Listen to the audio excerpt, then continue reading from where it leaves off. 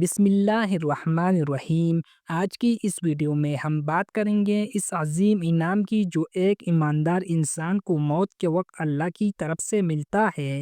یہ وہ وقت ہوتا ہے جب سب رشتے ٹوٹ جاتے ہیں لیکن ایک رشتہ اللہ کا وہ باقی رہتا ہے۔ حضرت براء بن عازب رضی اللہ عنہ سے روایت ہے، رسول اللہ صلی اللہ علیہ وآلہ وسلم نے فرمایا، جب مومن بندہ دنیا سے رخصت ہوتا ہے تو آسمان سے سفید چہروں والے فرشتے آتے ہیں جن کے ساتھ جنت کا کفن اور خوشبو ہوتی ہے۔ مسند احمد حدیث نمبر 18534۔ فرشتے اس کی روح کو نہایت عزت اور احترام سے لیتے ہیں اور وہ روح آسمانوں سے گزر کر عرش الہی کے قریب تک جاتی ہے۔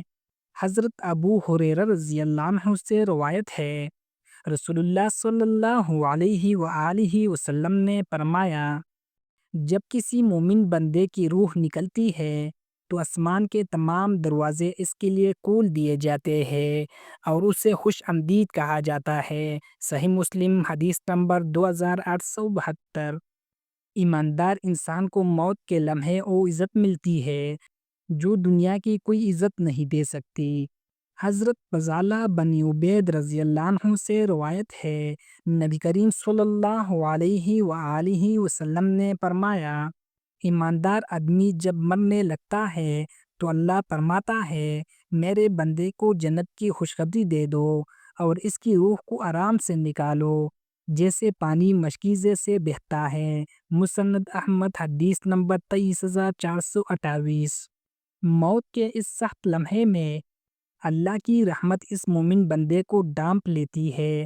فرشتے نہ صرف اسے سلام کرتے ہیں بلکہ جنت کے دروازے اس کے لیے کھول دیے جاتے ہیں۔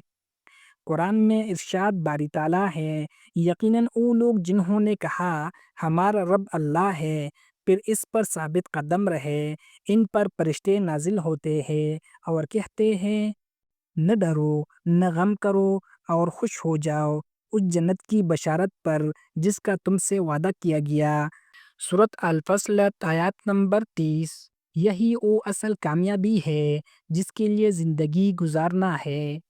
خلاصہ، ایمان اور سچائی سے جینے والا انسان موت کے وقت بھی رب کا مہمان ہوتا ہے۔